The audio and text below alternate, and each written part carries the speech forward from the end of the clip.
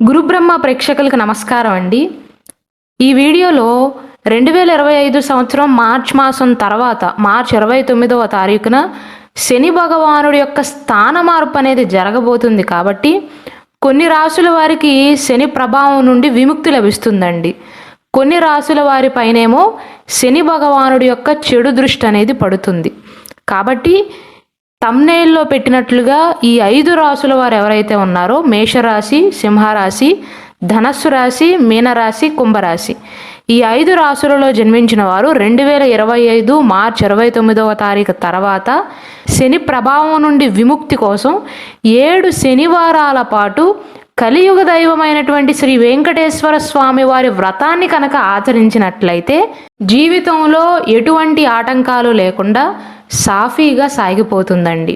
ఈ శని దృష్టి అనేది 2027 సంవత్సరం వరకు ఉంటుంది. 2.5 సంవత్సరాల పాటు ఉంటుంది. మనకు 12 రాసులు ఉన్నాయి కదండి. కేవలం ఈ 5 రాసుల వారిని మాత్రమే ప్రత్యేకించి చేయమని ఎందుకు చెప్తున్నారు అనుకోవచ్చు. 2025 మార్చ్ 29వ తారీఖున శని భగవానుడు కుంభరాశి నుండి మీనరాశిలోకి వెళ్తాడండి. కాబట్టి అప్పటి నుండి మేషరాశి వారికి ఏలినాటి శని యొక్క ప్రభావం అనేది మొదలవుతుంది. సింహరాశి నుండి మీనరాశి 8వ స్థానం అవుతుంది. కాబట్టి సింహరాశి వారికి అష్టమ శని యొక్క ప్రభావం అనేది మొదలవుతుందండి. ధనస్సు రాశి వారికి ఏమో అర్ధాష్టమ శని యొక్క ప్రభావం అనేది మొదలవుతుంది. మీనరాశిలోనే శని భగవానుడు ఉన్నాడు కాబట్టి మీనరాశి వారికి ఏలినాటి శని యొక్క 2వ దశ అనేది జరుగుతుంది. కుంభరాశి నుండి మీనరాశి 2వ స్థానం కాబట్టి కుంభరాశి వారికి ఏలినాటి శని యొక్క చివరి దశ అనేది జరుగుతుంది. కాబట్టి మేష, సింహ, ధనస్సు, మీన, కుంభ ఈ 5 రాశులలో జన్మించిన వారిపైన శని భగవానుడి యొక్క ప్రభావం ఉంటుంది. కాబట్టి వారు చేసే పనులలో ఆటంకాలు వచ్చే అవకాశాలు ఉంటాయి. అంటే పూర్తిగా అననుకూలంగా ఉంటుందని అయితే నేను చెప్పట్లేదండి. దానికోసం నేను ఒక స్పెషల్ వీడియో చేశాను 2025 సంవత్సరంలో ఈ 5 రాశుల వారికి ఎలా ఉండబోతుందని. ఈ 7 శనివారాల వ్రతం ఏంటి, ఎలాంటి నియమాలను పాటించాలి, పూజా విధానం అనేది ఎలా ఉంటుంది, ఎటువంటి ఫలితం ఉంటుందో ఇప్పుడు వివరిస్తాను. అయితే కొంతమందికి కొన్ని డౌట్లు వస్తూ ఉంటాయండి. శనివారం మాత్రమే ఎందుకు చేయాలి అని. శనివారం అనేది శని భగవానుడికి ప్రత్యేకమైన రోజు, కలియుగ దైవమైనటువంటి వెంకటేశ్వర స్వామికి కూడా ప్రత్యేకమైనటువంటి రోజు. శని భగవానుడిని కర్మ ప్రదాత అంటారండి, న్యాయదేవుడు అని పిలుస్తారు. శని భగవానుడి యొక్క అనుగ్రహం అనేది మీ పైన ఉందనుకోండి, జీవితం అనేది చాలా ఈజీగా ముందుకు వెళ్తుంది. ఎవరైతే ఈ 7 వారాల పాటు శని భగవానుని ధ్యానిస్తూ కలియుగ దైవమైనటువంటి వెంకటేశ్వర స్వామికి ఎవరైతే పూజిస్తారో అష్టమ శని, అర్ధాష్టమ శని, ఏలినాటి శని నుండి విముక్తి లభిస్తుందండి. ఏ వయస్సు వారైనా ఆచరించవచ్చు. స్త్రీలైనా పురుషులైనా సరే ఈ వ్రతాన్ని ఆచరించవచ్చండి. కర్మఫలదాత అయినటువంటి శనీశ్వరుడి యొక్క ప్రభావం అనేది మీ పైన తగ్గటానికి, శని మిమ్మల్ని బాధించకుండా ఉండాలంటే వెంకటేశ్వర స్వామికి ప్రత్యేక పూజలు చెయ్యాలి. అఖిలాండ కోటి బ్రహ్మాండ నాయకుడి యొక్క కృప కనుక మీ పైన ఉంటే ఎటువంటి దోషాలు ఉండవండి. ఏలినాటి శని యొక్క ప్రభావం అనేది మీకు అనిపించదు కూడా. శని దోషం పోవాలి అంటే 8 శనివారాలు క్రమం తప్పకుండా శ్రీవారికి పూజ చేయాలి. అదేంటండి ఇప్పటిదాకా 7 శనివారాలు అన్నారు, మళ్ళీ ఇప్పటికిప్పుడే 8 శనివారాలు అంటున్నారు అనుకోవచ్చు. వడ్డీ కాసుల వాడు కదండి. వెంకటేశ్వర స్వామికి ముడుపు కట్టేటప్పుడైనా ముడుపులో కొంత డబ్బును ఉంచి ఆ ముడుపుతో పాటుగా వడ్డీతో కలిసి వేసి వస్తాం. అలాగే ఇది కూడా 7 వారాలతో పాటు ఇంకొక వారం వడ్డీతో ఇంకొక వారం 8 వారాల పాటు ఆచరించాలి. అంటే 8 శనివారాలండి, 8 వారాలు కాదు. ఆడవారైనా మగవారైనా ఇద్దరూ ఆచరించవచ్చు. ఈ పూజ ఎలా చేయాలి అంటే శనివారం నాడు బ్రహ్మ ముహూర్తాన నిద్ర లేచి తలస్నానం చేయాలండి. పోని ముందటి రోజు తలస్నానం చేసినా పూజ చేసే రోజున తల మీద నీళ్ళైనా పోసుకోండి, ఒట్టి నీళ్ళైనా పోసుకోండి. ఈ వ్రతం ఆచరిస్తున్న వారు పగలు మాత్రం నిద్ర పోకూడదండి. నిద్ర పోకపోవటమే కాదు, పగలు మంచం మీద కూర్చోవద్దు కూడా. రాత్రి మంచం మీద నిద్రపోవచ్చు, పగలు మాత్రం నిద్రపోకూడదు, మంచం మీద కూర్చోకూడదు. మధ్యాహ్నం భోజనం చేయకూడదు. ఒంటిపూట భోజనం చేయటానికి ప్రయత్నం చేయండి. ఆరోగ్యం బాగోలేకపోయినా లేకపోతే ఆకలికి తట్టుకోలేకపోయినా అల్పాహారాన్ని స్వీకరించండి. లేదా పాలు పండ్లను సేవించండి. ఎందుకంటే మీ ఆరోగ్యాన్ని చెడగొట్టుకుని మరి నాకు పూజ చేయని ఏ దేవుడు చెప్పలేదండి. మీలో శారీరక శక్తి ఉంటేనే ఉపవాసం ఉండండి, లేకపోతే పండ్లు పలహారాలు తీసుకోవచ్చు, తప్పులేదు. మన పెద్దలు ఉపవాసం అని ఎందుకు పెట్టారంటే మెడికల్ పరంగా కూడా శరీరంలో చెడు కొవ్వు అనేది తగ్గుతుందండి. మీరు పూజ చేసే ఈ 8 శనివారాలు స్వామివారి ఆలయంలోనే ఉన్నట్లుగా భావించి ఆడవారైనా మగవారైనా శనివారం పూజ చేసే ముందు తప్పకుండా తిరునామాన్ని ధరించాలి. అంటే నుదుట పైన బొట్టు పెట్టుకునే దగ్గర తిరుపతి వెళ్ళినప్పుడు ఎలాగైతే మీరు తిరునామాన్ని ధరిస్తారు అలానే తిరునామాన్ని ధరించండి. బియ్యపిండి, పాలు, బెల్లం, అరటిపండు ఇవన్నీ కలిపి కొంచెం కొంచెం నీళ్లు పోసుకుని మెత్తగా కలిపి ప్రమిదను తయారు చేసుకోండి. 1 గంటో అరగంటో అలా గట్టిపడనివ్వండి. అందులో 7 ఒత్తులు వేయాలి. ఒకే ఒత్తుగా 7 ఒత్తులు వేయాలి. ఆవు నేతితో దీపాన్ని వెలిగిస్తే ఇంకా మంచిదండి. స్వామివారికి ఎంతో ప్రీతికరమైనటువంటి శనివారం రోజున వైష్ణవులు శ్రీవారిని నియమనిష్టలతో పూజించేవారని పురాణాలు చెప్తున్నాయి. కాబట్టి వేకువజామునే స్నానం చేసి తులసి కోట ముందు ఆవు నేతితో దీపం వెలిగించి పూజ మొదలు పెట్టబోయే ముందు ప్రమిదను చేసుకుని ముందుగా విఘ్నేశ్వరుడికి పూజ చేసి ఆ తర్వాత వెంకటేశ్వర స్వామిని ఆరాధించండి. వీలైతే 7 రకాల పువ్వులతో స్వామివారిని భక్తి శ్రద్ధలతో పూజ చేయటం మంచిదండి.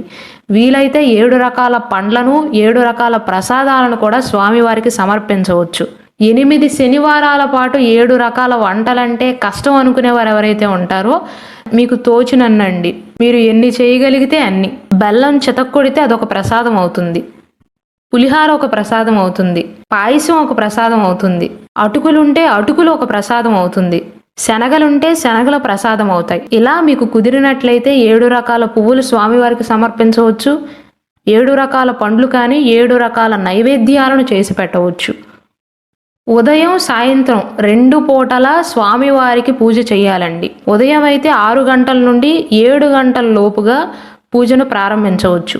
సాయంత్రం అయితే సాయంత్రం 6 గంటల నుండి 7 గంటల లోపుగా వ్రతాన్ని ప్రారంభించవచ్చు. ఉదయం అయితే నల్లటి వస్త్రాన్ని ధరించండి. సాయంత్రం ఆచరించే పూజప్పుడు వీలైతే పసుపు వస్త్రాలను ధరించండి. మీరు చేసే నైవేద్యాలతో పాటుగా మనం ఈ పూజ ఆచరించేది శని భగవానుడి యొక్క ప్రభావం నుండి విముక్తి కలగటం కోసం కాబట్టి ఉదయం పూజ చేసేటప్పుడు స్వామివారికి నువ్వులతో చేసిన 7 ఉండలను నైవేద్యంగా సమర్పించండి. మిగిలిన రకాల నైవేద్యాలు చేసినా చేయకపోయినా ఉదయం పూజ చేసేటప్పుడు నువ్వులతో 7 ఉండలను స్వామివారికి నైవేద్యంగా పెట్టండి. సాయంత్రం పూజ చేసేటప్పుడు శనగపిండితో పెద్ద పెద్ద లడ్డూలు 7 చేసి నైవేద్యంగా సమర్పించండి. మీకు ఇంకా ఓపిక ఉన్నట్లయితే ఈ లడ్డూలతో పాటుగా ఇంకొక 6 రకాల వంటలను కూడా చేయవచ్చు. మొత్తం 7 రకాల నైవేద్యాలను సమర్పించవచ్చు. అయితే ఇక్కడ ముఖ్యం ఎన్ని రకాల నైవేద్యాలు పెట్టారు అని కాదండి, ఎంత భక్తితో స్వామివారిని కొలిచారు అన్నది ముఖ్యం. మీరు 7 రకాలు కాదు 700 రకాల ప్రసాదాలు పెట్టినా భక్తిని మాత్రమే చూస్తాడు దేవుడు. ఒక కలశాన్ని పెట్టుకుని ఎప్పుడూ మీరు ఇంట్లో ఎలాగైతే పూజ చేస్తారో అలానే స్వామివారికి పూజ చేయండి. వీలైనట్లయితే శని భగవానుడి యొక్క యంత్రాన్ని ఇంట్లో తెచ్చి పెట్టుకోండి. ఇంతకు ముందు చేసి పెట్టుకున్న ప్రమిదలో 7 ఒత్తులు వేసి ఒకే ఒత్తుగా చేసి ఆవు నేతితో దీపాన్ని వెలిగించండి. పూజ ఆచరించేటప్పుడు వెంకటేశ్వర స్వామి వారి సుప్రభాతాన్ని చదువుకోవచ్చు, శ్రీనివాస దండకాన్ని చదువుకోవచ్చు, 108 గోవింద నామాలను చదువుకోవచ్చు, వెంకటేశ్వర స్వామి అష్టోత్తర శతనామాలను చదువుకోవచ్చు, శని ధ్యాన శ్లోకాన్ని చదువుకోవచ్చు, శని స్తోత్రాన్ని చదువుకోవచ్చు, శని భగవానుడి యొక్క సప్తనామావళి అని ఉంటుందండి, ఆ పారాయణం కూడా చేయవచ్చు. అయితే మీరు గుర్తుంచుకోవాల్సింది ఏంటంటే 7 ఒత్తులు వేయాలి, 7 అగరబత్తిలు వెలిగించాలి. నైవేద్యానికి ఖచ్చితంగా కొబ్బరికాయ ఉండాలండి, నారికేలం ఉండాలి. ఉదయం అయితే 7 నువ్వులుండలు నైవేద్యంగా సమర్పించాలి. సాయంత్రం పూజ చేసేటప్పుడు లడ్డూలను సమర్పించాలి. 7 అరటి పండ్లను కానీ వీలైతే 7 రకాల పండ్లను కూడా స్వామివారికి నైవేద్యంగా సమర్పించవచ్చు. పూజకు కావాల్సిన సామాగ్రిని మళ్ళీ చెప్తున్నాను వినండి. బియ్యం పిండి, పాలు, బెల్లం, అరటిపండు కలిపి ప్రమిదలను తయారు చేసుకోండి. 7 అరటి పండ్లను నైవేద్యంగా పెట్టాలి. 7 అగరబత్తులను వెలిగించాలి. కొబ్బరికాయ ఖచ్చితంగా కొట్టాలి. ఉదయం అయితే 7 నువ్వుల ఉండలను నైవేద్యంగా సమర్పించాలి. సాయంత్రం పూజ చేసేటప్పుడు 7 లడ్డూలను స్వామివారికి నైవేద్యంగా సమర్పించాలి. 7 రకాల పువ్వులతో స్వామివారికి పూజ చేయాలి. ఉదయం అయినా సాయంత్రం అయినా 6 గంటల నుండి 7 గంటల్లోగా పూజను మొదలు పెట్టాలి. పూజ చేసిన తర్వాత స్వామివారి తీర్థము ప్రసాదము అతిథులకు సమర్పించిన తర్వాత మాత్రమే మీరు స్వీకరించండి. సాయంత్రం వ్రతం అయిపోయిన వెంటనే భోజనం చేయొచ్చండి. మీకెవరికైనా భోజనం పెట్టే ఓపిక కానీ స్తోమత ఉన్నట్లయితే ఇంటికి అతిథులను పిలిచి అరటి ఆకులో కానీ విస్తరాకులో కానీ భోజనాన్ని పెట్టండి. అయితే ఇది 8 వారాల పూజ కాబట్టి మగవారైతే చేసేయచ్చు, కానీ స్త్రీలకు ఆటంకాలు వస్తాయి కదా, అప్పుడు ఎలా అండి అని సందేహం రావచ్చండి.